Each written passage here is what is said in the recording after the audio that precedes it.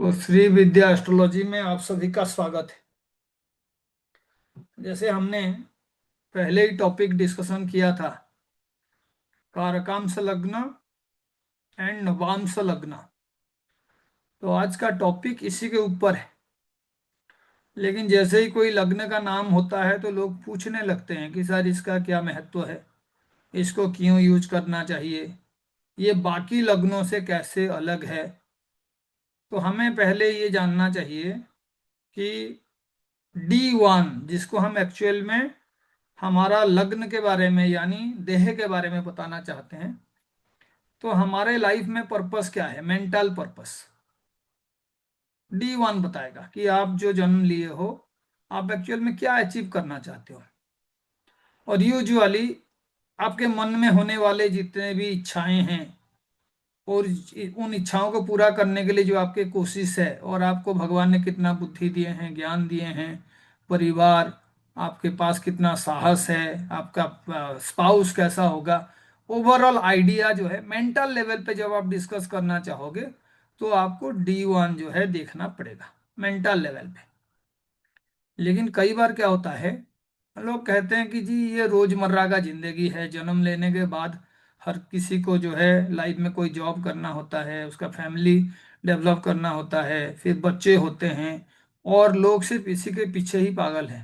लेकिन इसके अलावा भी हमारा आत्मिक आत्मा के लिए भी कोई सोच होना चाहिए। हमारा आत्मिक लेवल पे भी कुछ डायरेक्शंस हमें मिलना चाहिए कि मैं एक्चुअल में पैदा क्यों हुआ हूँ, पास्ट में मैं क्या था, मेरा आत्मा किसको एक्चुअल में तलाश रहा है। तो कई बार क्या होता है, पराशरी ज्योतिष में सबका उत्तर नहीं मिलता है। तब फिर हम क्या करते हैं, पराशरी ज्योतिष से थोड़ा सा आगे जाके देखने का कोशिश करते हैं कि क्या कोई ऐसा भी एस्ट्रोलॉजी है जहाँ पे लग्न को किसी और तरीके से भी एक्सप्लेन करने का कोशिश किया जाएगा। तो जो भी BPHS बृहद पराशरी होरा शास्त्र पढ़ते हैं, वो ये समझ भी जाएंगे कि जो हम इसको जैमिनी ज्योतिष कह रहे हैं, या पराशरी ज्योतिष कह रहे हैं, वैदिक ज्योतिष कह रहे हैं, KP ज्योतिष कह रहे हैं, नाम तो सारे अलग अलग हैं, लेकिन मैक्सिमम चीजें जो है आपके BPHS से ही डिराइव हुआ है। यानी आपको अगर कोई पूछे ज्योतिष का जनक कौन है, तो पराशर है। तो जब मैं जैमिनी में भी जाऊंगा तो मुझे इस पराशर ज्योतिष में उसका कुछ ना कुछ एप्लीकेशंस देखने के लिए मिलेगा, और वहां से मैं कई तरीके का लग्न चार्ट बनाना सीखूंगा। लेकिन मानिए मैं किसी के लिए लग्न बनाना शुरू कर दिया और मैं उसको कह रहा हूं कि लगन को समझना है, तो जो लगन को आप समझ रहे हैं वही समझ आपका हर जगह पे काम में आएगा। सिर्फ आपको जानना है कि वो वाला लगन कौन से कारण के लिए यूज किया जा रहा है। जैसे मानिए सभी लगन में आपका जो चार्ट का कॉम्बिनेशन है ऐसा ही होगा, जो यहाँ पे दिखा हुआ है उसी को ही वो रिप्रेजेंट करेगा। तो मानिए यहाँ पे मैंने 4 नंबर साइन दे दिया और मैं यहाँ पे कह दिया कि ये आपका D1 चार्ट है। तो जब मैं D2 D3 D7 D9 कोई भी चार्ट बनाऊंगा, उसका मैथमेटिकल मेथड्स अलग अलग है बनाने के लिए, लेकिन उसको रिप्रेजेंट करने का तरीका लगभग सेम है। 1 से लेके 12 तक नंबर रहेंगे, वो किसको रिप्रेजेंट करेगा, 12 राशियां। राशि। वो राशियों को रिप्रेजेंट करेगा, है ना। और फिर उसके बाद जो है आपके सन से लेके जो भी आपका डेज का हिसाब है, सैटर्न तक, और फिर राहु और केतु, ऐसे कितने प्लैनेट्स होंगे, 9 प्लैनेट होंगे, है ना। यानी ये कॉमन है, ये जो राशियां हैं ये आप डेफिनेटली पाओगे उसमें, और जो 9 प्लैनेट्स हैं उन्हें भी आप डेफिनेटली पाओगे। हर लगन के पीछे यही होंगे, अलग अलग हाउसेस में अरेंज होके, और हम वहां से कुछ नए नए चीजें जो है समझने का कोशिश करेंगे। तो मैं मैथमेटिकल कैलकुलेशंस पे नहीं जाऊंगा, मैं सिर्फ कहूंगा कि मानिए आपने ऐसे एक चार्ट बनाया है जिसमें आप अपने शादी के बारे में, या धर्म के बारे में, या 9th हाउस के बारे में डिटेल्स में जान सकते हैं। तो कौन सा चार्ट होगा, नवमांश। तो उसको 9th हाउस को बहुत सीरियसली स्टडी कर रहे हैं, तो इसीलिए वो नवमांश है ना, D9। ऐसे ही मानो आप मुख्य कारक प्लानेट के बारे में जानना चाहते हो, या आपको लाइफ में मोक्ष प्राप्ति के लिए समझना है आत्मा कहाँ पहुंचेगा, या लाइफ के जो बहुत बड़े बड़े उलझे हुए सवाल हैं जो सिर्फ सांसारिक नहीं है या सिर्फ मेटेरियल के ऊपर बेस नहीं है, तो मैं कहूँगा ऐसे में आपको क्या करना होगा, D12 देखना होगा। क्योंकि मोक्ष का हाउस कौन सा है, 12 नंबर हाउस है ना। 12 नंबर हाउस को बहुत ही मैग्नीफाई करके बड़े लेवल पे आपको देखना है कि हाँ जी उसके अंदर क्या छिपा हुआ है। अब इसको कोई कहेगा सर ऐसा नहीं है, जब राशि को हम 9 में डिवाइड कर देते हैं और फिर उनको अरेंज करते तो D9 चार्ट बनता है। जब राशि को हम 12 में डिवाइड कर देते हैं, यानी 30 डिग्री को आप जो है डिवाइड करते जा रहे हो, है ना। 30 डिग्री को डिवाइड करते जा रहे हो, इसको मानो 10 डिवीजन कर दिया तो कितना डिग्री का होगा, 3 डिग्री। 30 को अगर 10 में हिस्सा कर दूं तो फिर वो कौन सा चार्ट बन जाएगा, D10। 30 डिग्री को 12 में डिवाइड कर दूंगा तो कौन सा चार्ट बन जाएगा, D12। ऐसे ही आपका अलग अलग कॉम्बिनेशंस है। तो मैंने आपको एक बार बताया था बहुत ही बढ़िया तरीके से कि जो भी डिविजनल चार्ट है उस डिविजनल चार्ट का एक्चुअल में 11th हाउस के साथ बहुत बड़ा रिलेशनशिप है। 11th हाउस यानी 11th को जो भी समझ गया, एस्ट्रोलॉजी में बहुत सारे गेन, आइडिया भी जो है वो भी एक गेन है। मुझे कुछ आता नहीं था लेकिन मैं वो आइडिया जो है सीख गया। तो आप अल्टीमेटली देखो कि जब मैं D9 कह रहा हूं और मैरिज के बारे में बात हो रहा है तो मैरिज कहाँ से देखते हैं, ये आपका हाउस नंबर है। तो हाउस नंबर को मैं ऐसे इटैलिक्स में लिखूंगा, 7th हाउस है ना। और मैं यहाँ पे 9 लिख रहा हूँ, मानो ये आपका 9 नंबर साइन है या 9 नंबर हाउस को भी रिप्रेजेंट करने के लिए मैं IX लिख रहा हूँ। अब इन दोनों के बीच कनेक्शन है या नहीं है, 9th हाउस और है सर। 7th हाउस के बीच क्या कनेक्शन है। Sir ninth is third from seventh, और नाइन्थ भाग्य से ही आपका सेवेंथ बनता है। ठीक है, तो मैं भाग्य के बारे में पढ़ना चाहता हूँ, बहुत डिटेल्स में जानना चाहता हूँ, तो मैं कौन सा चार्ट देखूंगा, D9। नवांश सर। या लेकिन वहां से मिलता क्या है मुझे, गेन, स्पाउस के बारे में, है ना। तो इसीलिए मैक्सिमम लोग क्या करते हैं, आपके मैरिज के बारे में जानने के लिए D9 चार्ट को देखते हैं। लेकिन मैं हमेशा कहता हूं कि D1 चार्ट जो है ना, ये आपका ट्री है, ट्री का मतलब पेड़।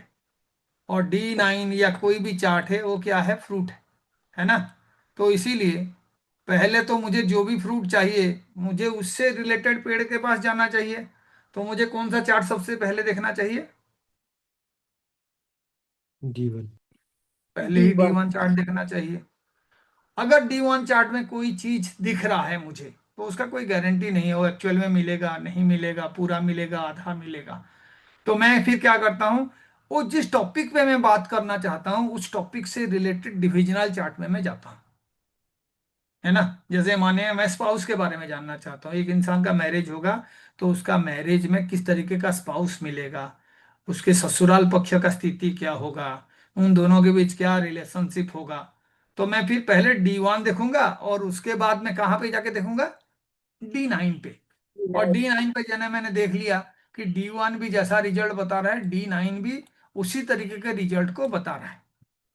तो अब मैं प्रिडिक्शन बड़े आराम से करूंगा कि देखिए जी आपका ना D1 में भी तो दिखा रहा है कि दोनों के बीच शुरू में कुछ झगड़ा हो सकता है, दशा खराब है, लेकिन अगर 1-2 साल आप आपस में संभल के रह गए तो फ्यूचर ब्राइट है, इनका तरक्की होगा, ये आराम से जॉब करेंगे, उनको प्रमोशंस मिलेगा।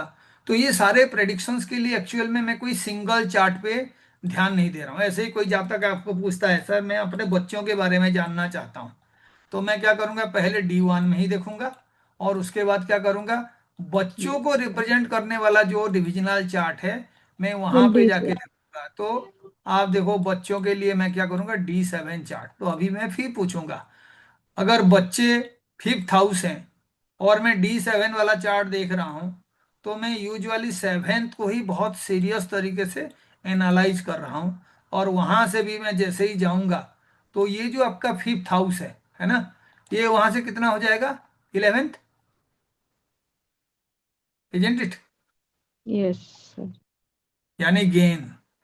तो ये गेन के साथ बहुत बड़ा रिलेशनशिप, इसीलिए कई लोग क्या करते हैं, D12 से कैरियर को भी देखते हैं। अब आप ना आराम से इसको जो है रिलेट कर पाओगे, है ना। दो ही कम कर दो तो आपको पता चल जाएगा। D12 से अगर आपके लाइफ में अचानक से कोई एक पर्टिकुलर फील्ड आप छोड़ के दूसरे फील्ड में चले गए, आप घर में बिजनेस कर रहे हैं पापा के साथ, आप छोड़ के विदेश चले गए, या आप विदेश में कुछ दिन सेटल्ड हो गए और उसके बाद पैसा लेके आप फिर इंडिया आके अपना कोई बिजनेस शुरू कर दिए, या आप कोई एक पर्टिकुलर फील्ड में हैं, पायलट हैं, आपने छोड़ दिया, राजनीति में आ गए, आप राजनीति कर रहे हैं, राजनीति आप छोड़ के अपना कोई इंडस्ट्रियलिस्ट बन गए, तो इसमें क्या हो रहा है, कैरियर का बहुत बड़े बड़े चेंजेस पता चल रहे हैं, है ना। तो अगर कैरियर को मैं 10th हाउस से देखूंगा तो कौन सा डिविजनल चार्ट मुझे देखना पड़ेगा? दशांश। D12, है ना। बात को समझ रहे हैं मैं जो कह रहा हूं? दशांश को तो देख रहे हो ओवरऑल कैरियर के लिए, लेकिन अगर कैरियर में कोई चेंजेस है या ऐसा कोई चार्ट है जो आपको कैरियर में चेंजेस या वहां पे किसी तरीके का बिग पॉसिबिलिटीज को दिखाता है या कैरियर का चेंज को दिखाता है, तो फिर से मैं वही सेम वाला लॉजिक यूज करूंगा जिसको मैं अभी तक कौन सा लॉजिक कह रहा हूं? Logic of the Gain. 11th, है ना, गेन। तो ये देखो आपका ये 10th हाउस है, और मैं यहाँ पे D12 वाला चार्ट को प्लेस कर दिया। कितना दूर हो जाएगा? 11, है ना। कहीं से भी आप काउंट करोगे पीछे वाला हाउस 12th है और ये है 11। तो अब तक हम जो भी एग्जांपल लिए हैं इसी में ये चीजें कॉमन है, 11th वाला गेन का कॉन्सेप्ट। जैसे हमने यहाँ पे D9 कहा था, D9, लेकिन हम देख क्या रहे थे D9 से? स्पाउस के बारे में, है ना। कहाँ से देखा जाता है? 7th house. जो स्पाउस है आपका उसको 7th हाउस से देखा जाता है। ऐसे ही मैंने कहा D7, तो वहां से किसको देखे आपने? चिल्ड्रेन को देखे, अपने चाइल्ड के बारे में। तो चाइल्ड 5 नंबर है और आपका जो है D7 है। ऐसे ही मैं कहूंगा कि मुझे जो है मेरे प्रॉपर्टी के बारे में जानना है, तो मैं कौन से हाउस देखूंगा? बहुत ही बढ़िया, है ना। Second sir, D2। ठीक है, धीरे धीरे धीरे धीरे लॉजिक पे आइए। ये है 4th हाउस, है ना। तो मैं यहाँ पे कहूंगा कि मानो मैं सेकेंड हाउस से देख रहा हूँ D2। अब यहाँ पे एक्चुअल में हमारा लॉजिक जो है उल्टा हो रहा है। पहले लॉजिक को देखिए, ये 9th हाउस से मैं D9 को कनेक्ट कर रहा था, है ना, D9। तो यहां से इसी चार्ट से मैं आगे देख रहा था, कहाँ पे देख रहा था? हाउस 11th पे देख रहा था, है ना। स्पाउस से तो मिल गया आपको, लेकिन जो भी आपका डिविजनल चार्ट है वहां से 11th हाउस पे आप मूव कर रहे थे। ठीक। बात को समझ रहे हैं? तो हाँ जी। इसीलिए अगर मैं यहाँ पे भी देखूंगा तो मेरा लॉजिक बहुत ही क्लियर है कि मैं जो भी चार्ट लिख रहा हूं उसका एक्चुअल रिजल्ट जो है वो वहां से 11th को दिखाएगा, वहां से मुझे एक्चुअल में क्या गेन हो रहा है। इसीलिए किसी ने D1 चार्ट देखा तो किसको एक्चुअल में इंडिकेट कर रहा है? 11th हाउस को। 11th हाउस 11th को। हाउस। लेकिन यहाँ पे ये मेटेरियलिस्टिक गेन है ना।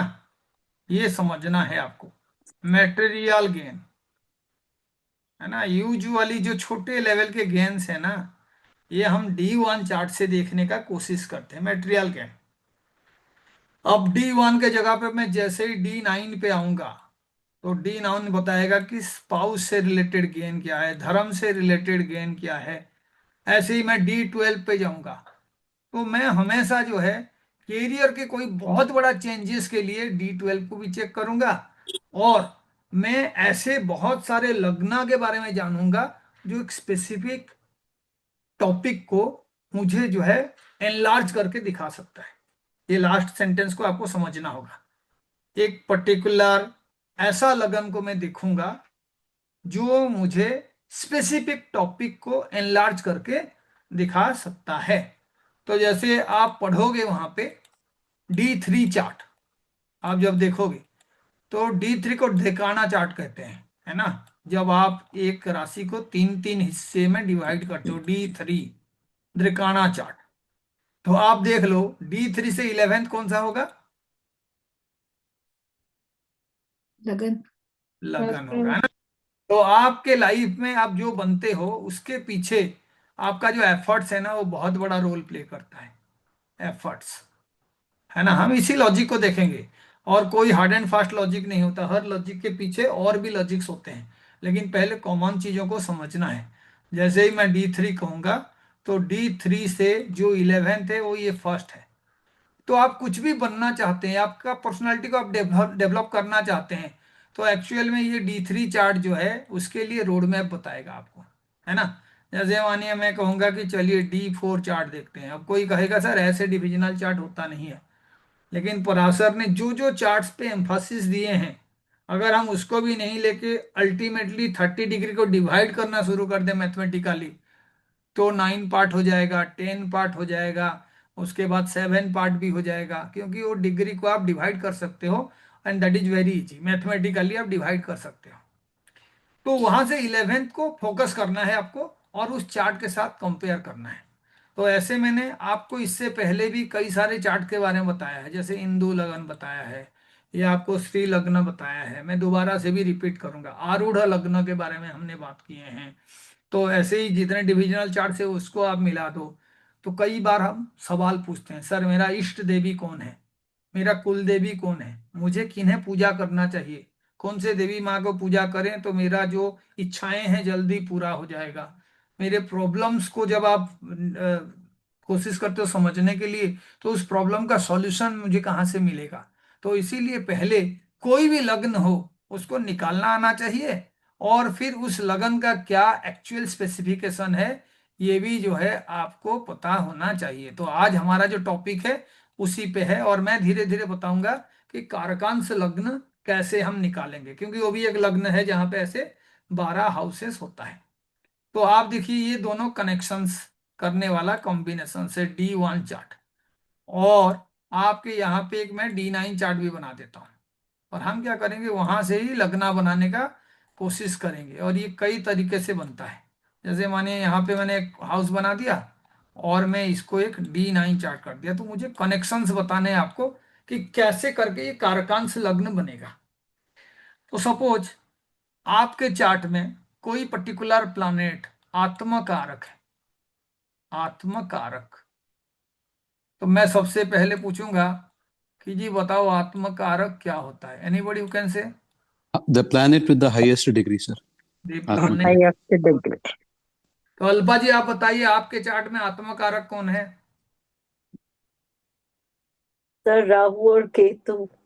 राहु और केतु को हम जो है चर कारक जब प्लान करेंगे, जो चर कारक 7 होते हैं, एक एक जगह पे 8 भी होंगे, लेकिन हम 7 लेके डिसाइड करेंगे, और उसमें सारे मेन प्लैनेट्स आएंगे, जितने भी प्लैनेट्स जो फिजिकली प्रेजेंट नहीं होते हैं उनको हम हटा देंगे, ठीक है। तो सर अभी moon in that sense, moon है मेरा आत्मकारक। ठीक है, आपका चार्ट में जो है मून है आत्मकारक। तो कई बार लोग क्या कहते हैं, दो चार्ट का डिसीजन लेते हैं, एक कहते हैं सोमस चार्ट, और एक कहते हैं कारकांश चार्ट। नाम ऐसे लगेगा आपको कि बहुत डिफिकल्ट है, लेकिन उसके पीछे लॉजिक को समझने से हम लाइफ के बारे में कई सारे चीजें ढूंढ सकते हैं। तो आज हमारा पूरा फोकस वहीं पे है। आपके भाग्य के बारे में जानना है तो D9 चार्ट को जानना है।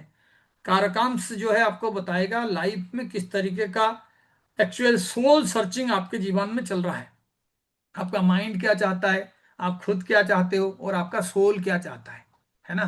सोल का जो सुकून है, ऐसे आत्मकारक प्लैनेट एक्चुअल में कौन होता है, anybody who can say. Surya. सूर्य। सन। सूर्य, है ना, सूर्य जो है आत्मकारक है। ज्ञान के बारे में जब बात करेंगे तो उसके लिए आत्मकारक कौन होगा। जुपिटर। जुपिटर। बुद्धि के लिए बात करेंगे तो आत्मकारक कौन होगा। मर्क्यूरी। मर्क्यूरी। सूर्य। रिलेशनशिप के लिए बात करेंगे तो आत्मकारक वीनस। कौन होगा। वीनस। कर्म के लिए बात करेंगे तो आत्मकारक कौन होगा। सैटर्न। शनि। तो ये कहीं लिखा नहीं हुआ है, लेकिन आपको ये समझना है, जिस फील्ड में आपको ढूंढना है आप उससे रिलेटेड आत्मकारक प्लैनेट का पोजीशन देखोगे।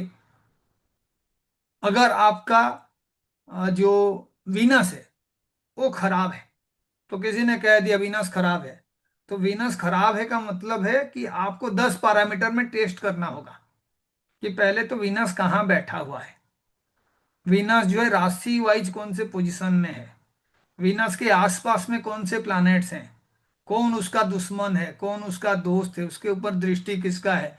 तो आप जैसे जैसे ढूंढते जाते हो, एक बच्चे को फेल करने के लिए 10 सब्जेक्ट में उसने एग्जाम दिया है, तो आप क्या करते हो, हर सब्जेक्ट में अगर फेल हो गया तो ये तो बिल्कुल ही फेलियर बच्चा है। कई बार आपके पास उतना टाइम नहीं होता है कि सारे पेपर में इवालुएट कर दूं, तो आप क्या करते हो, सीधा सडवल में जाके देख लेते हो कि ये जो प्लैनेट्स हैं कौन से रैंक पाए हुए हैं, तो जो सबसे कम सडवल वाला प्लैनेट होगा उस मामले में वो बच्चा जो है फेल होना चाहिए, है ना। किसी इंसान का चार्ट आपने लिया और आपने देखा कि उसका वीनस जो है खराब है, तो क्या आप उसको स्पाउस बनाओगे या आपका जो है बिजनेस पार्टनर बनाओगे? तो नहीं। लॉजिक ये कहता है नहीं बनाना चाहिए, है ना, क्योंकि उसका जो है वीनस खराब है, वो रिलेशनशिप में धोखा दे सकता है। लेकिन कोई D1 देके कह दिया जी इसका तो वीनस खराब है, और उसने डिसीजन भी ले लिया, नहीं जी मैं तो ऐसे को लाइफ पार्टनर नहीं बनाऊंगा या बिजनेस पार्टनर नहीं बनाऊंगा, तो ये तरीका गलत है। हमें ऑथेंटिकेट करने के लिए और कहाँ पे जाना चाहिए, D9। D9 पे जाना चाहिए, है ना। D9 पे जाना चाहिए और देखना चाहिए। उसके बाद हम वीनस का एक्चुअल पावर को बहुत पहलू से मैपिंग करना चाहिए कि क्या वीनस उसके लिए सपोर्टिव है, वीनस का दशा उसके लिए कैसे गया हुआ है, वीनस कौन से हाउस में है, अगर फोर्थ हाउस में है तो क्या उसके पास गाड़ी है, क्या उसके पास बढ़िया घर है।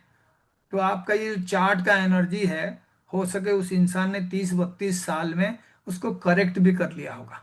उसके लाइफ के इवेंट्स को आपको स्टडी करना है, क्योंकि आप 1-2 दिन तो खर्च करोगे, लेकिन अल्टीमेटली एक लाइफ लॉन्ग लेसन आपको मिलेगा।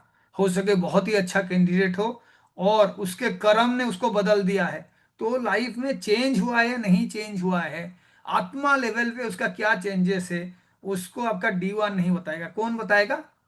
कारकांश लग्न, है ना। आत्म कारक का पावर क्या है, वो कैसे उसके लिए काम कर रहा है। इसीलिए हमें कई बार जो रियल इंसान को जानना है ना, उसको D1 से नहीं जानेंगे हम, उसके अंदर जाके हम चेक करेंगे। तो पहला क्वेश्चन है, ये जो कारकांश लग्न के बारे में बार बार कह रहा हूं, उसको कैसे निकालेंगे।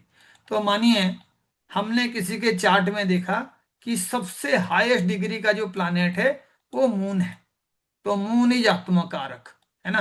तो मैं पहले क्या करूंगा, अपने अपने चार्ट में जो भी आत्मकारक है आप खुद भी कहीं पे लिख लीजिए, उसको लिखिए AK, मून इज आत्मकारक।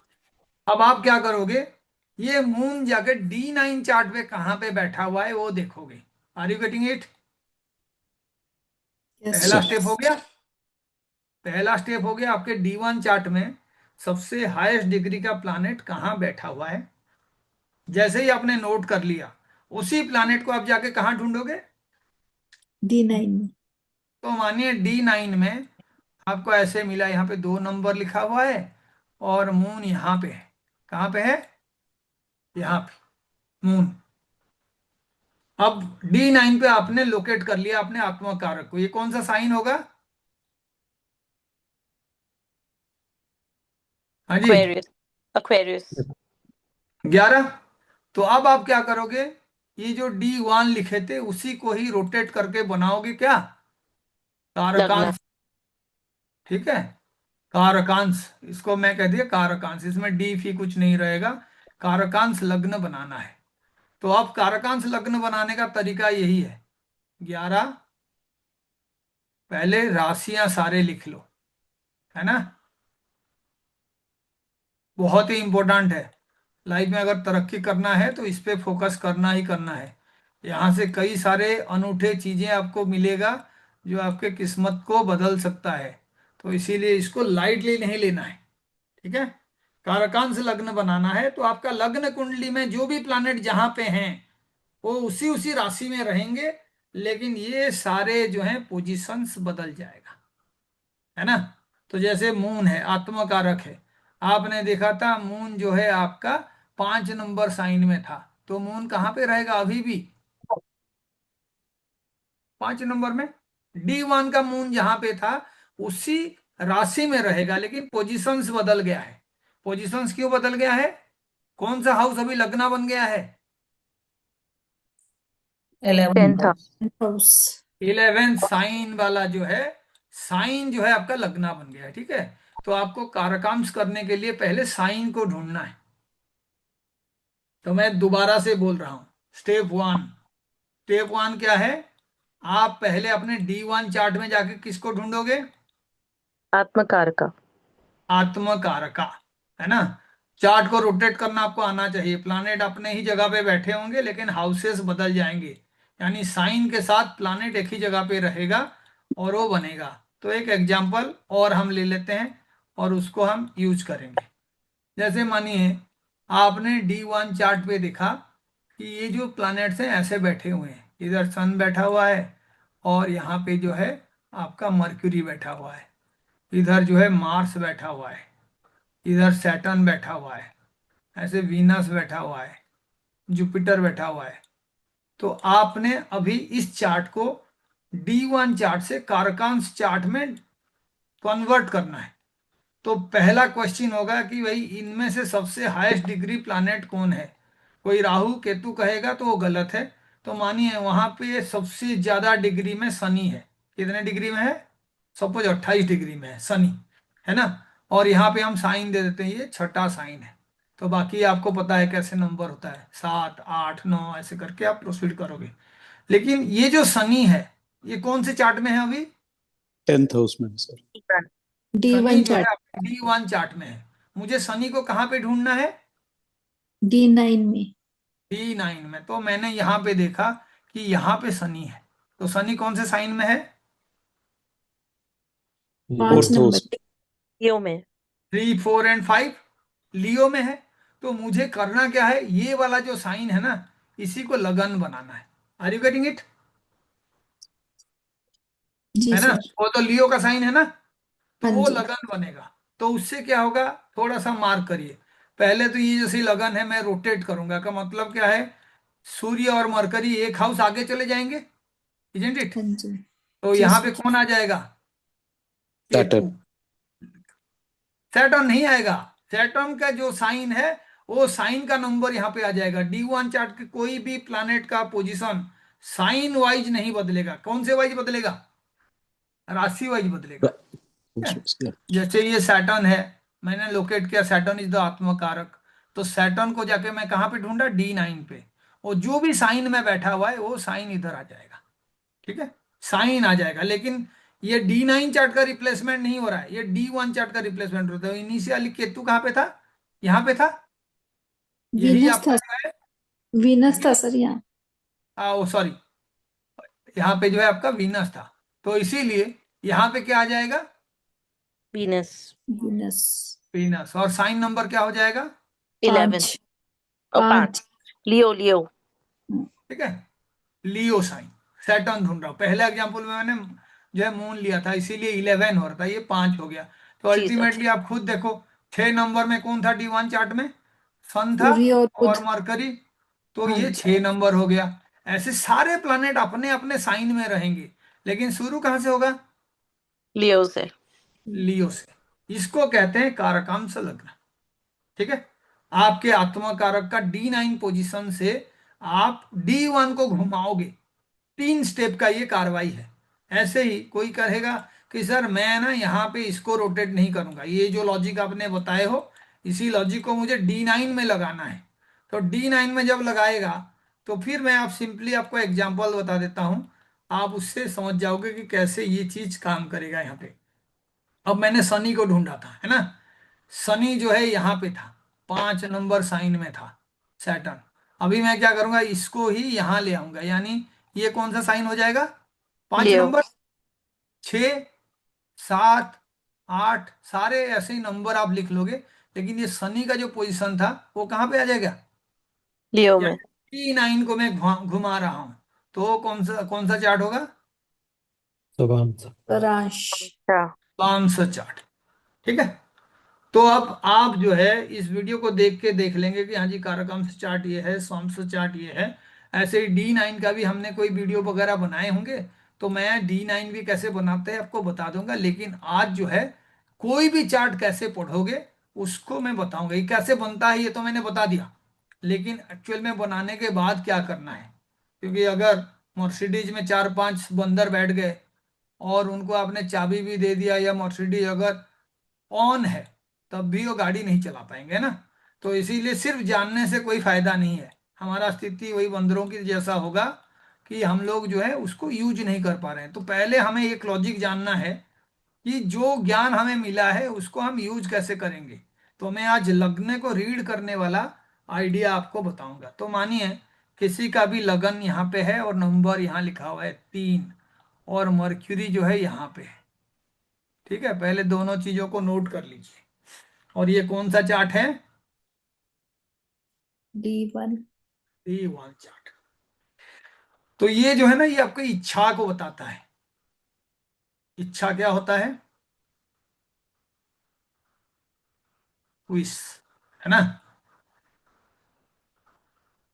और ये जो है लग्नेस है ना। तो लग्नेस क्या बताता है? Personality. भाग्य।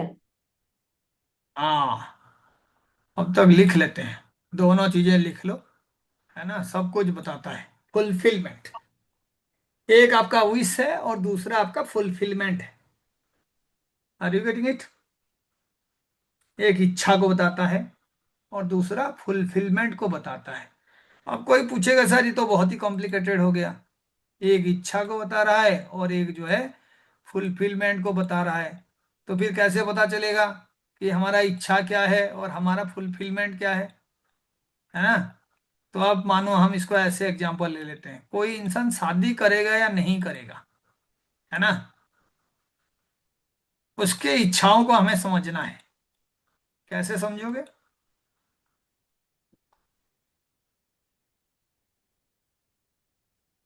सर तो D9 का हर, लगन। हाँ अब वो D9 पे आएंगे।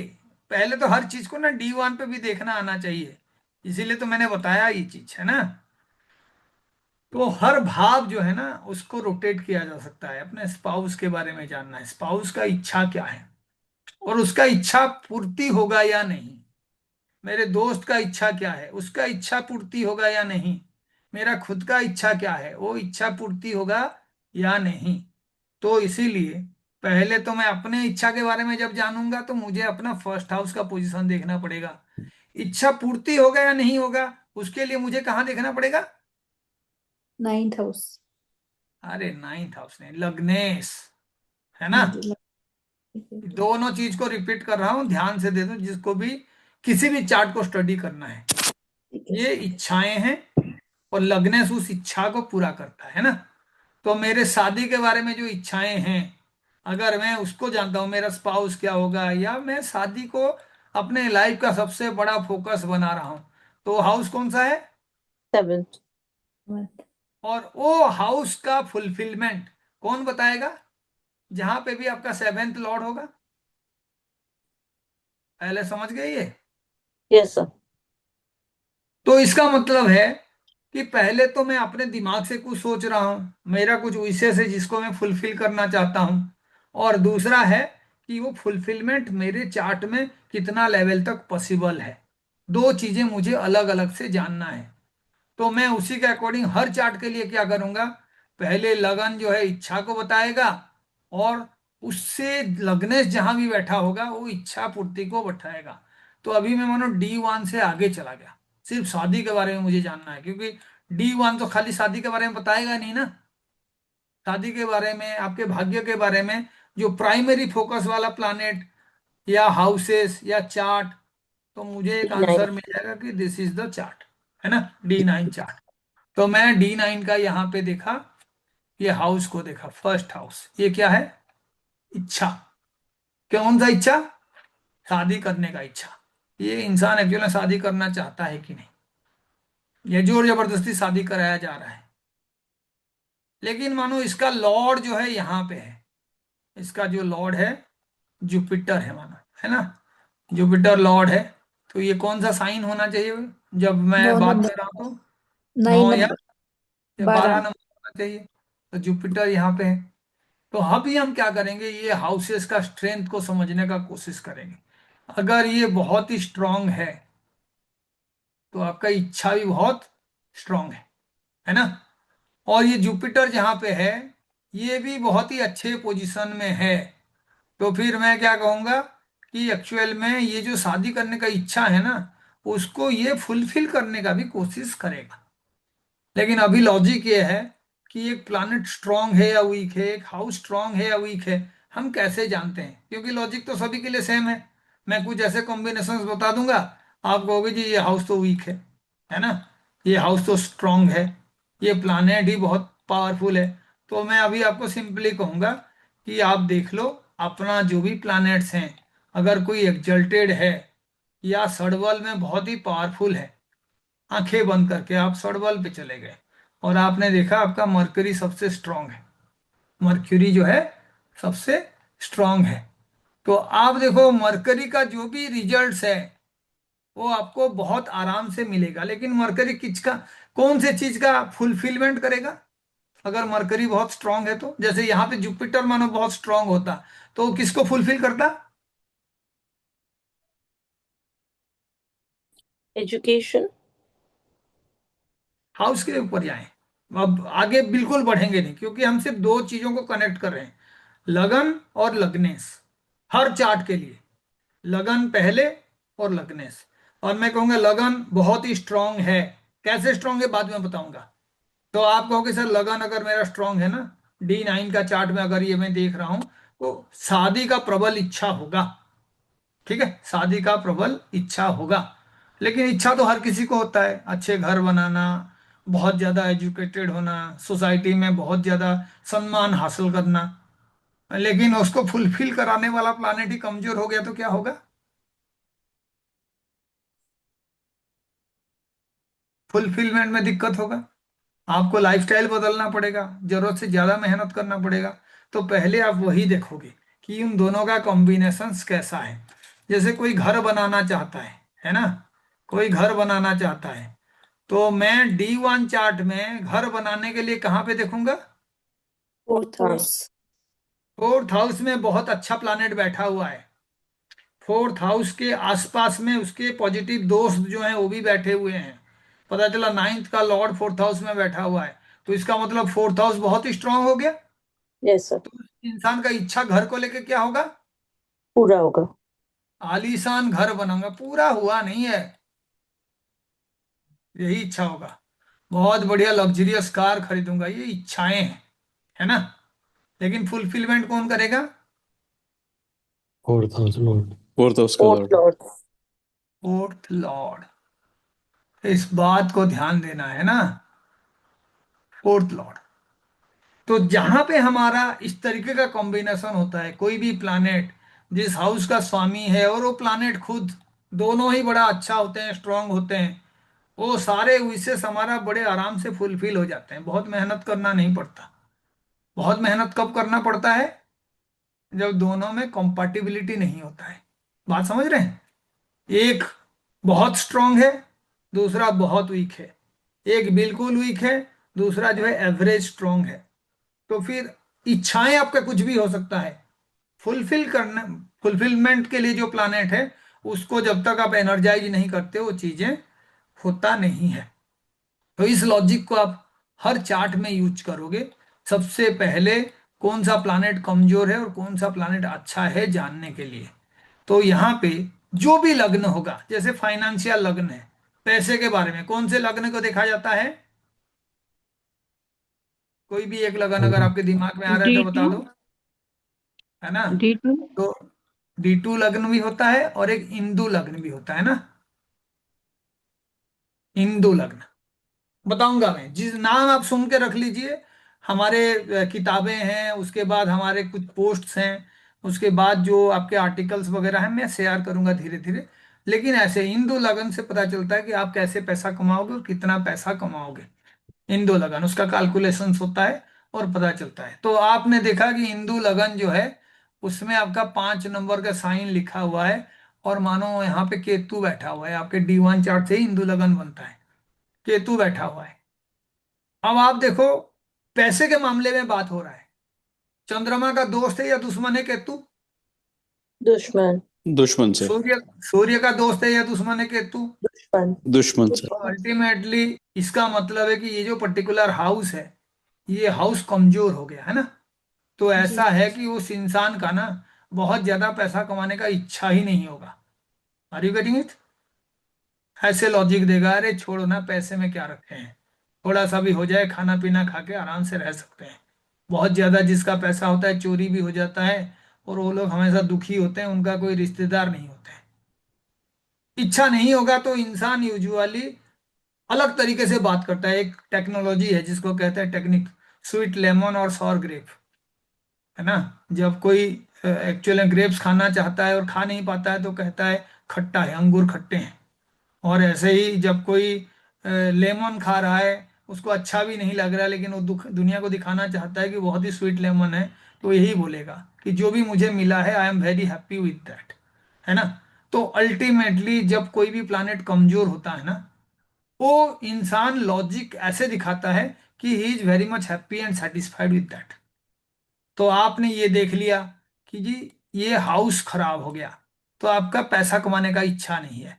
और इसका जो लॉर्ड है सन, ये स्ट्रांग है ना, आपका इच्छा नहीं है। लेकिन कई बार सिचुएशन ऐसा होता है कि आपका इच्छा नहीं है, लेकिन ये उसको पूरा करने का पूरा कोशिश करेगा, है ना। इच्छा नहीं है, लेकिन आपका इच्छा पूर्ति करने के लिए जो प्लानेट है वो स्ट्रांग है, तो ये प्लानेट अपना दबदबा दिखाएगा। कहीं पता चला आपके घर से कोई पॉलिटिक्स ज्वाइन कर लिया, और उसका कुछ बिजनेस से आपको हैंडल करने के लिए दे दिए, कि आपके पापा जो है आपके ऊपर बहुत प्रेशर लगा के कहीं ना कहीं पे आपका जॉब लगवा दिए। आप चाहते नहीं हो करना, लेकिन आपको वहां भिजवा दिया गया। तो सिचुएशंस ऐसे भी आ सकते हैं जहां पे एक एनर्जेटिक प्लानेट जो है एक हाउस के एनर्जी को धीरे धीरे धीरे धीरे मॉडिफाई कर सकता है। लेकिन प्रॉब्लम कहाँ पे होगा, जब ये भी कमजोर है और जो उसका डिस्पोजिटर है वो भी कमजोर है ना। तो आपको पहले ये देखना होगा हर जगह पे। किसी का मैरिज के लिए इच्छा नहीं है या है, तो उसके सेवेंथ हाउस का वीकनेस भी पता चल जाएगा। और पता चला ये जो सेवेंथ का लॉर्ड है वो भी जाके सिक्स्थ में बैठा हुआ है, या एट्थ में बैठा हुआ है, ट्वेल्थ में बैठा हुआ है, उसके ऊपर कोई खराब प्लानेट शनि मंगल का दृष्टि है, या उसके आजू बाजू में यहाँ राहु है, यहाँ पे और एक दुश्मन प्लानेट इसके साथ बैठा हुआ है, कॉम्बस्ट है। ये सारे हमने बात कर रखे हैं। तो आपको पहले इस लॉजिक पे पूरा पूरा फोकस करना है, ठीक है, कि कौन सा प्लानेट कमजोर है और वो कौन से एक्चुअल जो आपका कॉम्बिनेशन से उसको दिखा रहा है, वो हाउस स्ट्रांग है या नहीं है। तो कई बार क्या होता है, एक स्ट्रांग हो जाता है और दूसरा वीक होता है, तब भी आप एवरेज रिजल्ट पा सकते हो, लेकिन आप इतना सीरियस नहीं होगे। जैसे मानिए किसी का कैरियर हाउस को हम देख रहे हैं, तो ओवरऑल कैरियर के बारे में बात करना है, तो कहाँ पे फोकस करोगे, कौन से चार्ट पे, D10. D10 चार्ट पे। तो आपने देखा D10 का जो लग्न है वो कमजोर है, और जो उसका लग्ना स्वामी है वो बहुत ही स्ट्रांग है ना। यहाँ पे मानिए आपका मार्स जो है लग्ना स्वामी है, ये 1 नंबर का हाउस है, ये 10 नंबर का हाउस है। तो यहाँ पे भी कॉम्बिनेशन ऐसा ही है, अगर ये कमजोर है, यहाँ मानो राहु बैठा हुआ है, या यहाँ पे जो है मंगल का दुश्मन वीनस बैठा हुआ है, तो ये दुश्मन भी जानने के लिए ऐसे यूज करना है। किसी का भी साइन ले लो, वहां से जो छठा साइन है ना वो दुश्मन का साइन होता है। तो एरीज आपका 1 नंबर साइन है, तो एरीज से छठा साइन कौन सा होगा, मर्क्यूरी का साइन, भर्गो। तो एरीज और मर्क्यूरी जो आपका मार्स और मर्क्यूरी एक दूसरे का दुश्मन है, अच्छा रिलेशनशिप नहीं है उनके अंदर। ये 2 नंबर ले लीजिए और वहां से 6 ले लीजिए, तो आप देखोगे ये लग्जरी का कारक है। सेम साइन प्लानेट का है जिसमें वीनस ही दोनों का लॉर्ड है, 2 से 6 काउंट करोगे तो 2 और 7 आता है ना। लेकिन उसके बावजूद भी इन दोनों का बिल्कुल ही नेचर अलग होता है। 2 वाले को हर तरीके का खुशी चाहिए, उसको जो है लग्जरी चाहिए, पैसा चाहिए, बहुत सारे रिश्तेदारों के बीच दबदबा चाहिए, उसका मुख भी अच्छा होना चाहिए, ब्रांडेड कपड़ा भी पहनेगा। लेकिन ये जो सेवेंथ वाला साइन है वो वीनस का है, लेकिन यहाँ पे उसका नेचर बिल्कुल बदल जाएगा। सेम वीनस है लेकिन ये बैलेंस चाहेगा। इनका जुड़ाव जो है यूजुअली जो लाइफ में ऐसे लोग हैं जो बहुत लो पेइंग जॉब करते हैं, या उनका आर्थिक स्थिति सही नहीं होता है, उनका मसीहा बनने का कोशिश करेगा। क्योंकि यहाँ पे सैटर्न जो है एक्सल्टेड होता है, और यहाँ पे कौन एक्सल्टेड होता है, मून Moon. एक्सल्टेड होता है। तो दोनों का एनर्जी ही अलग अलग हो गया। सेम साइन के स्वामी है वीनस, लेकिन ये वीनस अलग है और ये वीनस अलग है। ऐसे ही 1 और 8, ऐसे ही आप देखोगे तो इनमें क्या रिलेशनशिप है, 6 8 का रिलेशनशिप है ना। तो यहाँ पे एक्चुअल में रियल एनर्जी है मंगल का, यहाँ पे हिडन एनर्जी है मंगल का, है ना। यहाँ पे जो है मंगल का एनर्जी ज्यादा है का मतलब क्या है, वो अपना पराक्रम दिखाएगा ही दिखाएगा। यहाँ पे मंगल जो है अपने पराक्रम को छिपाने का कोशिश करेगा। हर किसी को नुकसान पहुंचाने का अगर टेंडेंसी होगा तो ये आमने सामने धमकी नहीं देगा, ये चुपके से प्लान करेगा, सिक्रेटिव होगा। तो इन दोनों का नेचर ही अलग हो गया। सेम साइन, सेम जो है प्लैनेट्स के साइन है। तो आपको ये ध्यान देना होगा कि वो जो साइन के बीच क्या रिलेशनशिप है। 6-8 का रिलेशनशिप है, एक दूसरे से 1-6 का दूरी है। तो फ्रेंडली साइन कब होगा, 1 और 5, जैसे मंगल और सूर्य एक दूसरे का दोस्त हैं। जैसे ही आप जाओगे वीनस और मरकरी एक दूसरे का दोस्त है, चाहे एक दूसरे के हाउस में जहाँ पे एक्जल्टेशन और डेबिलिटेशन का बात हो, तो उल्टा होता है। जहाँ मरकरी एक्जल्टेड है वहाँ वीनस डेबिलिटेटेड है, जहाँ वीनस एक्जल्टेड है वहाँ पे मरकरी डेबिलिटेटेड है। तो उसको हम सीरियसली स्टडी करेंगे।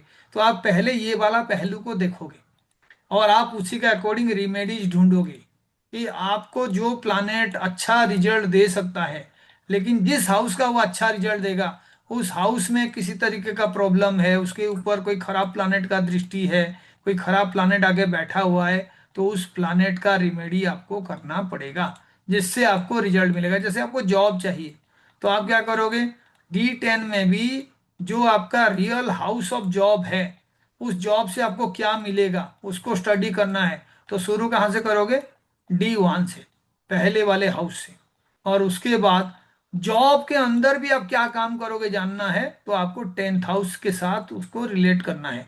जॉब से कितना पैसा मिलेगा कहाँ से देखना है, 9th from second house, 10th, sir.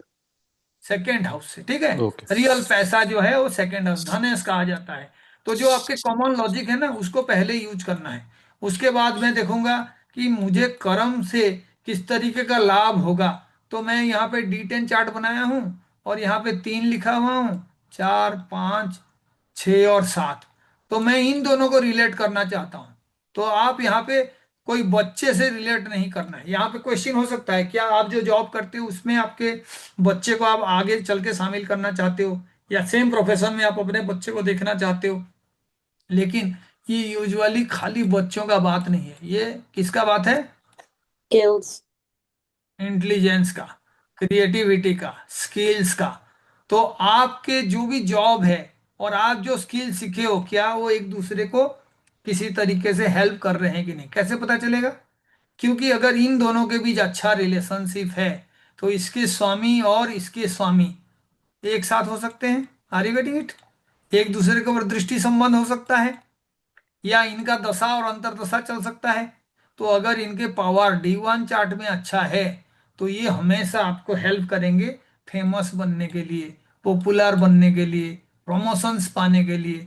क्योंकि 5th हाउस का स्किल आपके D1 को एनहेंस करेगा। लेकिन ये कहाँ पे दिखना चाहिए, क्योंकि कोई भी गेन आपको होता है तो which is that house, 11th house, 11th house. तो आपको जॉब से गेन मिलेगा या नहीं, वो आपका 11th का लॉर्ड बता देगा। 11th हाउस कमजोर है तो आप ना एक्चुअल में गेन के लिए बहुत ज्यादा वरीड नहीं हो। जॉब से मुझे क्या मिलेगा, जो मिल रहा है मिलने दो, मैं नहीं कोशिश करूंगा प्रमोशंस के लिए, जॉब छोड़ना भी नहीं है मुझे, मुझे जो मिल रहा है वो सही है। इस तरीके का थिंकिंग का मतलब क्या है, बहुत बड़ा इच्छा नहीं है आपका, you are satisfied with whatever you are getting. तो इसीलिए आपको गेन भी स्ट्रांग मिलेगा नहीं। लेकिन ये कब नहीं मिलेगा, सिर्फ 11 से बात नहीं पता चलेगा, ये सिर्फ इच्छा को बता रहा है। लेकिन इस इच्छा को पूर्ण पूर्ण करने वाला कौन है, मालिक।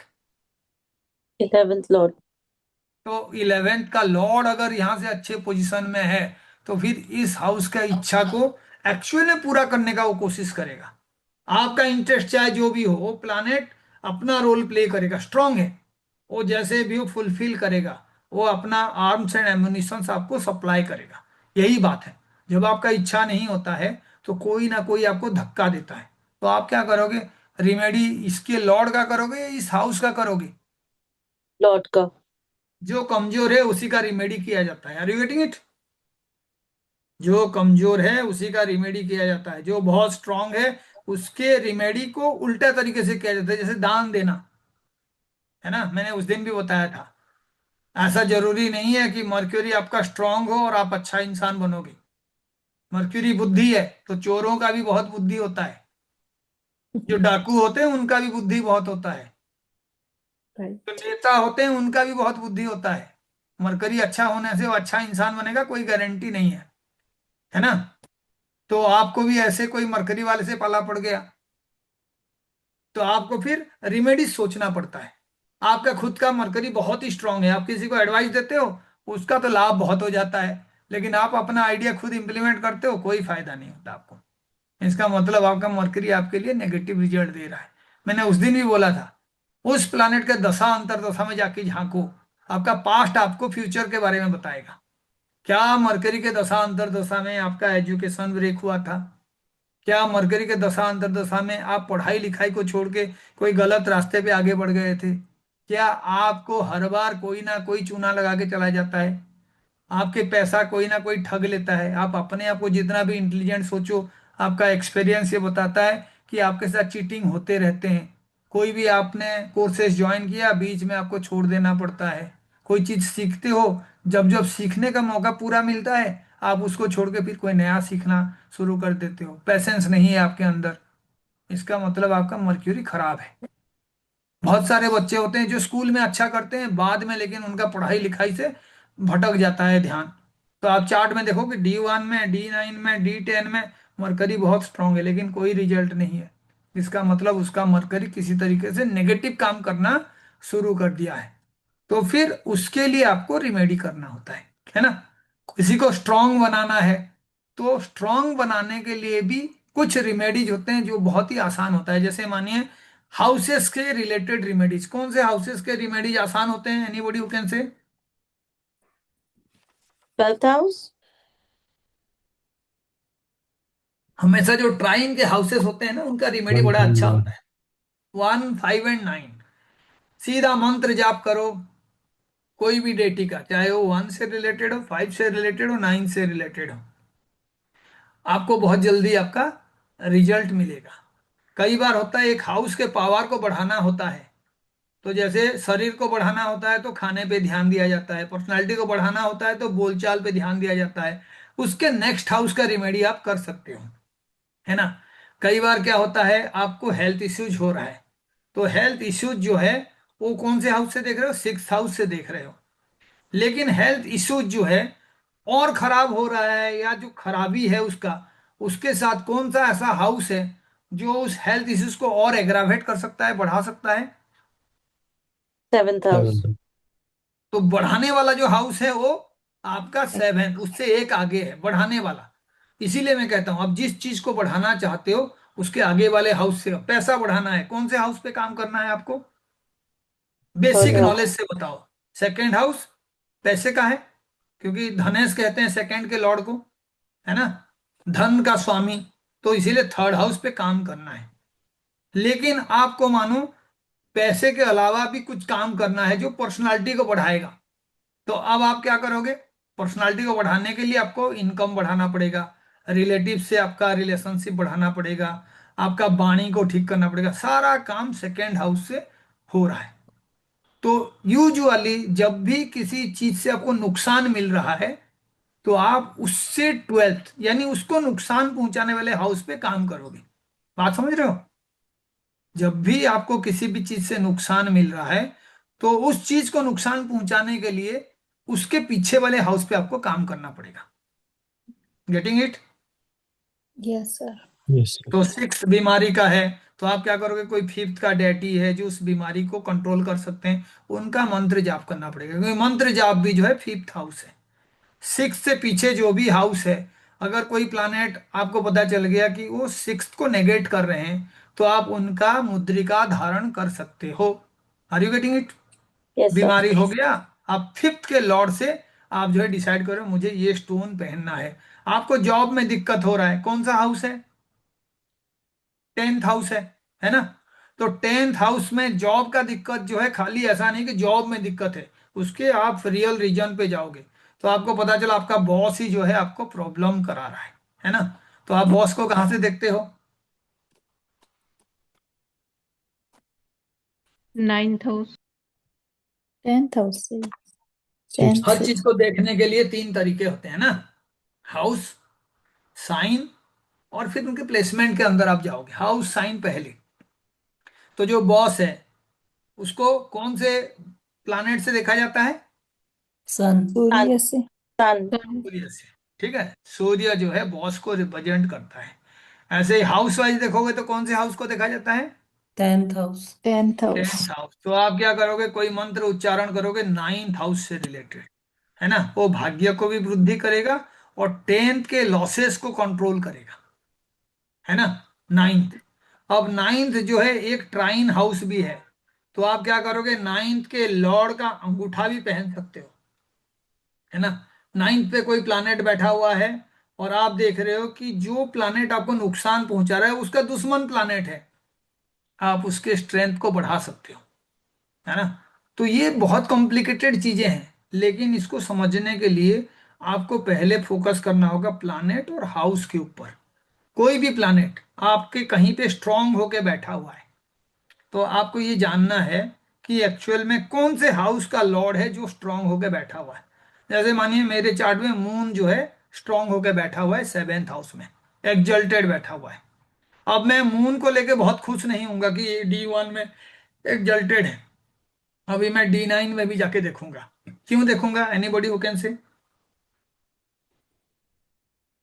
क्योंकि वो 7th हाउस में बैठा हुआ है, तो 7th के हाउस के रिजल्ट को भी इन्फ्लुएंस करेगा, और एक्जल्टेड बैठा हुआ है, तो अगर वो D9 में भी एक्जल्टेड हो जाता है तो फिर पावर जो है उसका रेसिप्रोकेट हो रहा है, बढ़ रहा है। इधर से दूसरे जगह पे भी जाके मैं ऑथेंटिकेट कर रहा हूं कि moon will give me a good result, लेकिन मैं D9 में तभी जा रहा हूं क्योंकि मून जो है 7th हाउस में बैठा हुआ है। अब पर्वोत्तम प्लानेट, उनके एनर्जी अपने आप में प्यूरिफाइड होता है, तो उनके कोई भी डेटी का पूजा आप करोगे तो मंत्र में एक ऐसा पावर है जिससे वो क्या करेगा, नेगेटिविटी को कम करता है और पॉजिटिविटी को बढ़ाता है, बोथ वे वो एक्ट करता है। इसीलिए मंत्र के लिए कुछ भी सोचना नहीं है। आपको फाइनेंसेस का दिक्कत हो रहा है, आप सेकेंड लॉर्ड का जो मंत्र है उसको उच्चारण करिए, लेकिन वो सेकेंड लॉर्ड कहीं पे जाके बैठा हुआ है, तो आप उस साइन से डेज भी निकालिए। जैसे मानिए किसी का सेकेंड लॉर्ड जुपिटर है और जुपिटर जाके मरकरी के साइन में बैठा हुआ है, तो मैं कहूंगा कि वो क्या करेगा, मंत्र उच्चारण करने के साथ साथ ना एक पेपर में भी उसको लिख रहा है। वाई? Mercury written communication का कारक है। थर्ड भी रिटिन कम्युनिकेशन का कारक है। ठीक है, कोई 12th लॉर्ड बैठा हुआ है आके 6th हाउस में, तो 12th डोनेशंस का है और 6th हाउस बीमारी का है, तो मैं किसको डोनेशन देना चालू कर दूं? हॉस्पिटल में।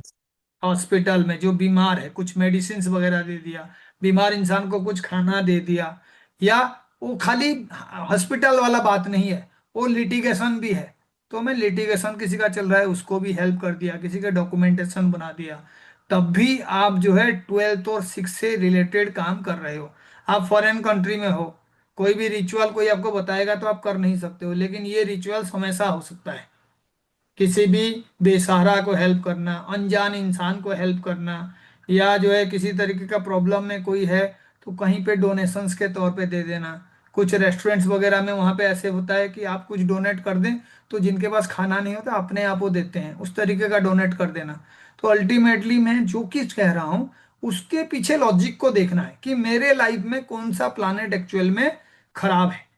तो आप देखिए, जैसे ही मैं आज कारकांश लग्न के बारे में बताया, तो भी मैंने शुरुआत वहीं से किया कि लग्नेश बताएगा एक्चुअल में आपके सोल का इच्छा क्या है। तो आप देखिए, अगर दोनों चीजें सेम होता तो मन का इच्छा चंद्रमा से नहीं देखा जाता और सोल का इच्छा सूर्य से नहीं देखा जाता। सोल का रिप्रेजेंट करने वाला प्लानेट सूर्य है, मन का रिप्रेजेंट करने वाला प्लानेट चंद्रमा है। तो इसीलिए मन का इच्छाएं कभी भी आत्मा की इच्छाओं के साथ सेम नहीं होता। तो जब आपको एक्चुअल में कुछ सीखना है, सोचना है, समझना है, तो आप क्या करोगे, डीप लेवल पे समझने के लिए कौन से लगन को देखोगे? कारकांश आत्मा लगन। आकांक्ष।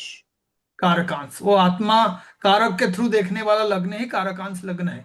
तो जो भी रोटेशन का मतलब समझ गया है कि D1 के अलग अलग साइन को लाके चार्ट बनाना, तो वो कई चार्ट बना सकता है। जैसे D1 चार्ट से आपका कारकांश लग्न बनेगा, D1 चार्ट से इंदु लग्न बनेगा, D1 चार्ट से श्री लग्न बनेगा, D1 चार्ट से चंद्र लगन बनेगा, सूर्य लगन बनेगा, पाक लगन बनेगा। ऐसे 50 लगन है, लेकिन सबका लॉजिक एक ही है। लॉजिक है उस लगन का स्वामी आपका एक पर्टिकुलर इच्छा को बताता है। चंद्रमा चंद्र लगन बनाए तो इच्छा क्या होगा आपका? पैसा कमाना। वो डिपेंड करेगा कौन से हाउस में है कि नहीं? क्योंकि कोई भी प्लानेट का इच्छा को समझना है तो हम क्या करते हैं, उस प्लानेट कौन से साइन के साथ एसोसिएटेड है, उस प्लानेट का साइन लॉर्ड के साथ क्या रिलेशनशिप है। ये सिंपल क्वेश्चन नहीं है, क्योंकि जैसे ही मैं चंद्रमा का लगन बनाया तो मुझे क्या क्या मिलेगा, चंद्रमा का प्लेसमेंट मिलेगा और एक साइन मिलेगा। जी। तो आप वहां से शुरू करेंगे। चंद्र जिसका भी जो साइन में है ना, उसके लाइफ में उसका प्राइमरी थिंकिंग, उसका मेंटल आइडियाज और मेंटल स्कीम्स उस हाउस के इर्द गिर्द घूमेंगे। डीपर लेवल पे जाओगे तो उसके नक्षत्र स्वामी के ऊपर डिपेंडेंट होगा। चंद्रमा किसका रिजल्ट देगा? अपने नक्षत्र नक्षत्र। स्वामी का। तो इसका नक्षत्र। मतलब चंद्रमा के दशा में आप जब रिजल्ट चेक करोगे तो आपको मिलेगा। कोई जॉब आप ढूंढ रहे हो तो जॉब के लिए आपको सब पता है कि 6th हाउस भी कर्म का है, 10th हाउस भी है और 11th हाउस भी गेन का है। तो आप क्या करते हो, 6th का सबलॉर्ड, 10th का सबलॉर्ड और 11th का सबलॉर्ड को आप देखते हो। या वहां पे जो प्लानेट बैठे हुए वो उस हाउस का रिजल्ट देते हैं, हमें पता है।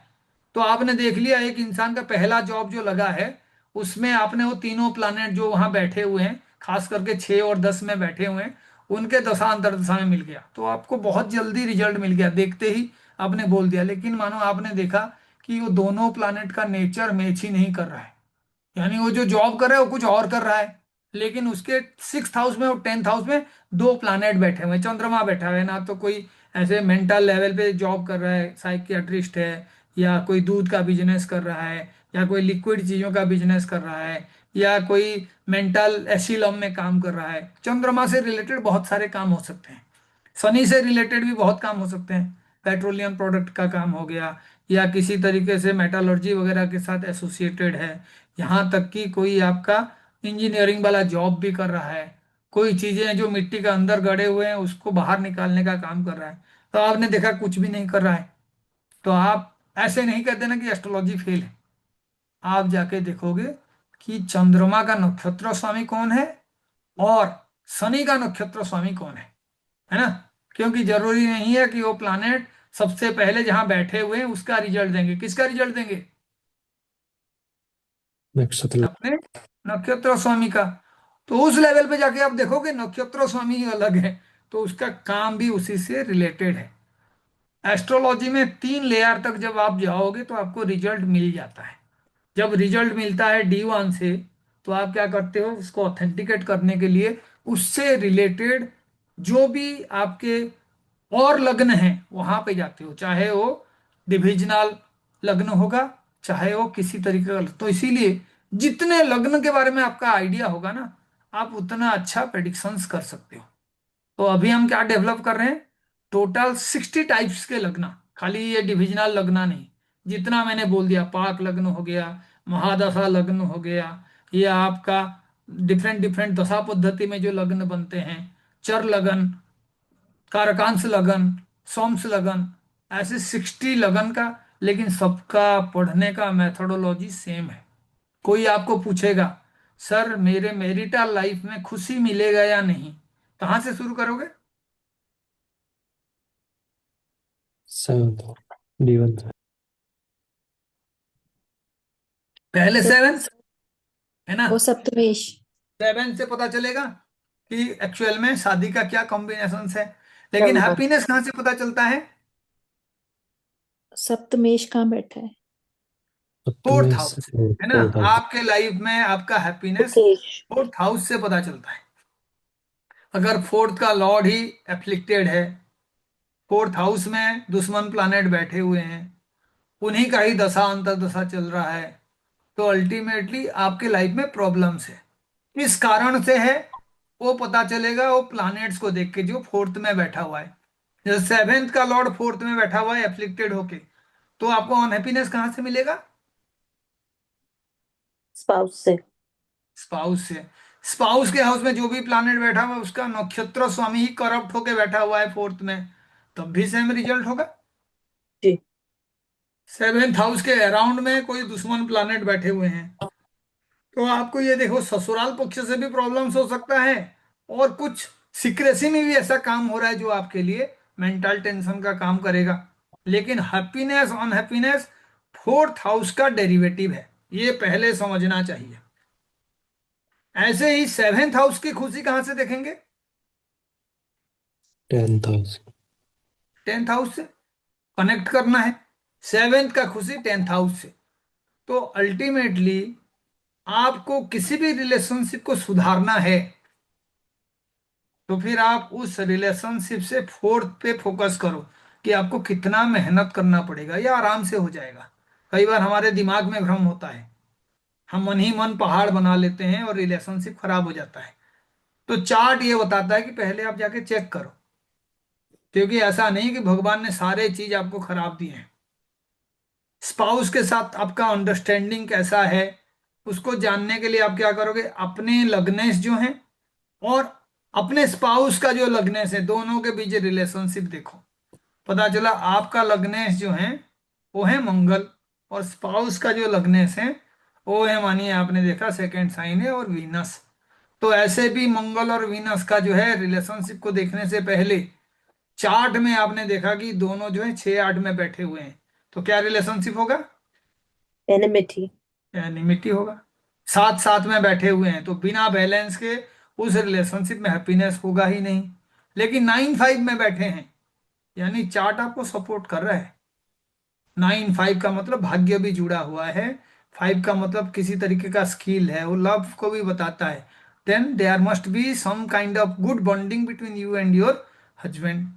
कौन से दशा में ये आप डेफिनेटली देखोगे? जब वो मंगल और वीनस का दशा आएगा, या जो मंगल का नक्षत्र स्वामी है, वीनस का नक्षत्र स्वामी है, उनके दशा पीरियड में भी आप वो देखोगे। क्यों? क्योंकि मंगल किसका रिजल्ट देगा? अपने नक्षत्र स्वामी का। वीनस किसका रिजल्ट देगा? अपने अपने नक्षत्र स्वामी का। नक्षत्र। 9-5 का दोनों का रिलेशनशिप है, तो वो वहां पे प्रोवाइड कर रहे हैं। आपने D1 में इतना देख लिया, फिर कहाँ जाओगे आप? D9 में। D9 में आप जाके देखोगे मंगल कहाँ बैठा है और वीनस कहाँ पे बैठा है, दोनों के बीच क्या रिलेशनशिप है। हाउस वाइज फिर से चेक करोगे दोनों का जो स्थिति है उसके आसपास में कौन बैठे हुए हैं, क्या जुपिटर का एस्पेक्ट आ रहा है, क्या बुध का एस्पेक्ट आ रहा है, क्या उन दोनों के बीच में कोई मैलेफिक प्लैनेट नहीं है, ताकि एक दूसरे का मूवमेंट जब आप विजुअलाइज करोगे तो मैलेफिक्स नहीं आएंगे। क्या राहु और केतु एक दूसरे के पास जा तो नहीं रहे हैं? बहुत सारी चीजें हैं। जब आप दोनों में देख लिए तो आप क्या कहोगे? हाँ जी, आपका मैरिड लाइफ बड़ा ही अच्छा होगा। जब आपने देखा D1 में नहीं है लेकिन D9 में है, तो प्रयत्न करने के बाद इसमें सुधार का चांसेस है, क्योंकि D9 रियल भाग्य को बताता है, आपका किस्मत में जो है। D1 आपके कर्म का भी रिफ्लेक्शन है, आप जो कर रहे हो उसको बताता है। तो कई बार क्या होता है, कार्मिक रिलेशनशिप कुछ देर भोगने के बाद, झेलने के बाद सुधरने लगते हैं, लेकिन जब आपको खुद ही पता है कि किस वजह से ये हो रहा है, जैसे मानिए आपका झगड़ा हो रहा है स्पाउस के साथ, तो आप टारगेट करिए, देखिए कि वो झगड़ा का कारण जो है, जो भी प्लानेट बन रहा है उसका स्थिति कहाँ पे है। तो झगड़ा कौन से हाउस को लेके हम देखते हैं? कौन सा हाउस प्रोमिनेंट है झगड़ा को देखने के लिए? Anybody who can say? 7th house. Sixth. 6th house. 6th house and 6th from 6th, 11th भी हाउस भी झगड़े का कारण है।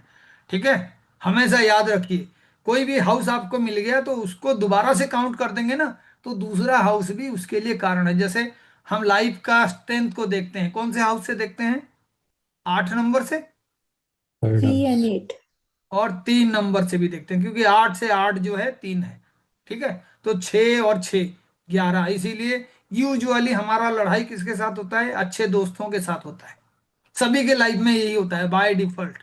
बड़े से बड़ा अच्छा दोस्ती भी जो है वक्त के साथ टूट सकता है और नया दोस्ती बन सकता है, ये रियल में होता है। क्योंकि 6 से 6 है, वो नेचुरल टैलेंट है। लड़ाई झगड़ा उन्हीं के साथ ही होता है जिनके साथ हमारा बड़ा अच्छा रिलेशनशिप होता है। बाकी जिसको हम नहीं जानते उसके साथ झगड़ा तभी होता है जब हमारा मंगल खराब होता है, हमारे में बुद्धि कम होता है, छोटे छोटे चीजों पे भी हम लड़ना शुरू कर देते हैं। और ऐसे लोगों में कुंडली देखने का जरूरत ही नहीं है, क्योंकि भगवान ने भी नहीं दिखाया उनका कुंडली। लेकिन जो बुद्धिमान लोग हैं वो भी लाइफ में कभी कभी झगड़ते हैं, परेशान रहते हैं, रिलेशनशिप खराब हो जाता है। तो इसीलिए वो आप 6 और 11 से देखेंगे, है ना। आपका स्किल अच्छा है या नहीं, कहाँ से देखोगे? 5th 9th। 5th और 9th से, है ना। 5th है तो उसका मतलब है आप स्किल सीखे हो, लेकिन 9th में भी आ जाए ना, लॉन्ग टर्म स्किल्स है, काफी दिन से उसके ऊपर आप काम करो, पास्ट से ही उस रिलेशनशिप के साथ आपका कॉम्बिनेशन से। आप एक अच्छा एस्ट्रोलॉजर ही नहीं, कौन से हाउस से देखोगे? 8th from 8th। 8th and 3rd, ये भी बताएगा। तभी मैं कहता हूं 3rd बाय डिफॉल्ट आता है कालपुरुष कुंडली में, वो बुध का राशि है। इसीलिए मैथमेटिकल नॉलेज, टैलेंट होना ही चाहिए एस्ट्रोलॉजिकल, अदरवाइज आपका सारा कैलकुलेशंस और जो अंडरस्टैंडिंग है ना सुपरफिशियली होगा। आप इतना फॉर्मूला याद ही नहीं रख सकते हो, एस्ट्रोलॉजी में लाखों फॉर्मूला है, आप उसमें से कुछ ही फॉर्मूला को ढंग से अप्लाई कर सकते हो। जैसे आपने देखा कि आपका प्लानेट D1 चार्ट में एक पर्टिकुलर प्लानेट जो है मारक है, तो आपने नोट डाउन कर लिया। फिर डिग्री वाइज देखा, वही आपका सबसे ज्यादा प्रॉब्लमेटिक प्लानेट भी अज्ञाति कारक है, आपने नोट डाउन कर लिया। उसके बाद फिर आपने देखा एक तीसरा प्लानेट है जो आपका बाधक है, आपने नोट डाउन कर लिया। इसका मतलब है ये प्लानेट जब एक साथ कॉम्बिनेशन में आएंगे, दशा अंतरदशा प्रत्यंतर दशा में आएंगे, तो आपके लाइफ में क्या होगा?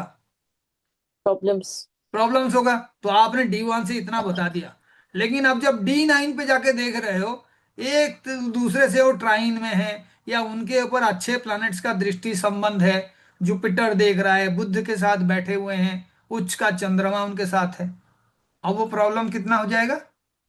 माइल्ड हो कम जाएंगी। हो माइल्ड हो जाएगा। नहीं हुआ तो आप क्या करोगे? आप उनके लिए रिमेडीज शुरू से करोगे। मंत्र में बहुत शक्ति है। जब आप कभी भी विश्वास रख के भगवान के ऊपर, कोई भी आपके डेटी हैं, जो एक्चुअल में घर में भी हम किसी ना किसी डेटी को पूजा करते हैं और हम कहते हैं ये हमारे कुल देवी हैं, कुल देवता हैं, पूजा करिए।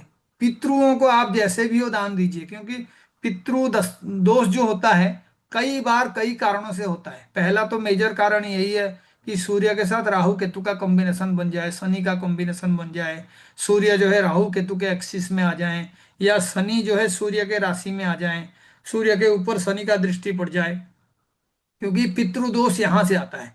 शनि, राहु और केतु कारक बनते हैं। तो अल्टीमेटली आप क्या करोगे? हर बार खाना खाने से पहले एक मुट्ठा खाना, एक मुट्ठी जो है अपने पितृ को दीजिए। पितृ गायत्री मंत्र है, पितृ गायत्री मंत्र आप नहीं गा सकते हो, घर में ऐसे कॉम्बिनेशन कर दीजिए कि 7 बजे 10 मिनट के लिए आप मोबाइल में ही पितृ गायत्री मंत्र प्ले कर दिए, धीरे धीरे आदत हो जाएगा। राहु खराब है, आप वॉशरूम खुद ही साफ करिए। घर में किसी भी तरीके का इलेक्ट्रॉनिक गैजेट्स खराब हो गया उसको जल्दी बदलाइए, या बैटरी वगैरह नहीं है तो बैटरी डाल दीजिए। घर में साफ सफाई जैसे ही रखोगे चंद्रमा अच्छा होगा, वॉशरूम में साफ सफाई रखोगे तो आपका राहु अच्छा होगा।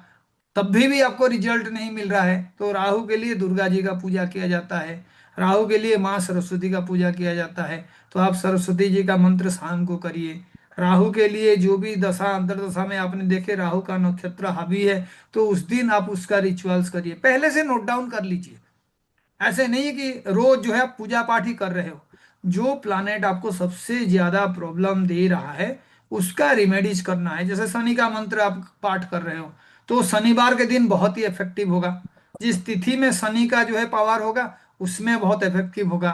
आप शाम को अगर काली माँ के मंदिर जा रहे हैं, हनुमान जी के मंदिर जा रहे हैं, तो भी आप जो है शनि से रिलेटेड प्रॉब्लम्स को डील कर सकते हैं। आपका एनर्जी बढ़ेगा, ऊर्जा बढ़ने के बाद आपके कर्म में तरक्की होगा, तो आपको पता चल जाएगा वो आपको रिजल्ट मिल रहा है। आप शनि का पूजा कर रहे हैं लेकिन आपके कर्म में कोई सुधार नहीं हो रहा है, जॉब में प्रोग्रेस नहीं हो रहा है, आपका कमाई ठीक से नहीं हो रहा है, इसका मतलब है आप मन लगा के पूजा नहीं कर रहे हो, या जो भी पूजा कर रहे हो उसमें एक्चुअल में आपका उतना ज्यादा विश्वास नहीं है। आपको सिर्फ एक मैकेनिकल वे में चीजें कर रहे हो। मैकेनिकल वे में आप लाखों करोड़ों खर्च कर दो, आपको कभी भी रिजल्ट नहीं मिलेगा। तभी मैं कहता हूं कि ऐसे चीजें जो पूजा पाठ में नहीं हो पा रहा है, फिर आप अपने कर्मों में उन चीजों को करो। जैसे पिता आपके साथ हैं, तो आप पिता का ख्याल रखो, पिता को कहीं पिलग्रिमेज में घुमाने ले जाओ, उनके पसंदीदा खाना उनको खिला दो। जब भी 3 4 दिन 6 दिन टाइम मिले बहानाबाजी मत करो। पिता दूर है तो उनके पास रह जाओ, पिता को ला सकते हो तो पास में ला के रखो। तो अल्टीमेटली सूर्य आप ठीक करोगे। बिना बात के जाके अपने इंस्टीट्यूट में हेड के साथ लड़ाई करने का कोई ज़रूरत नहीं है। अगर आप हेड बन गए हो तो जो छोटे कर्मचारी हैं उनको इंसल्ट करने का, गलत बात बोलने का आपका अधिकार नहीं है। तो आप उस पर ध्यान रखो, सूर्य अच्छा होगा तो आप कार्मिक तरीके से उन चीजों को कर सकते हो। चंद्रमा के लिए मैं बहुत बार कहता हूँ, घर साफ सफाई रख रहे हो लेकिन चंद्रमा मन है, मन में भी साफ सफाई होना चाहिए। ऐसे नहीं कि दिन रात किसी के नुकसान के बारे में सोच रहे हो, किसी के तरक्की की वजह से जल रहे हो, किसी को मन ही मन गाली दे रहे हो, श्राप दे रहे हो। बहुत सारे लोग हैं वो दिखावा बहुत करते हैं, मैं ये पूजा करो मैं वो पूजा करो, लेकिन उनके मन के अंदर ना किसी के लिए वैमनस्य होता है, खराब बातें वो करते रहते हैं, उनको रिजल्ट नहीं मिलेगा। तो ये कारकांश लग्न में ये सारे सोल पर्पस को जानने का कॉम्बिनेशन है। लेकिन कोई भी चार्ट को पढ़ने का तरीका बिल्कुल सिंपल है कि आप कोई भी रिजल्ट के लिए पर्टिकुलर हाउस पे पहले फोकस करोगे। आपका हेल्थ का इशू हो रहा है तो फर्स्ट हाउस और सिक्स्थ हाउस, उनके लॉर्ड कहाँ पे बैठे हैं, क्या कॉम्बिनेशन में बैठे हैं। हैप्पीनेस के लिए चाहिए तो फोर्थ हाउस को पढ़ोगे, हायर स्टडीज के लिए नाइन्थ हाउस को पढ़ोगे। उसके बाद फिर आप उससे रिलेटेड जो हाउस है उस पे आप जाओगे।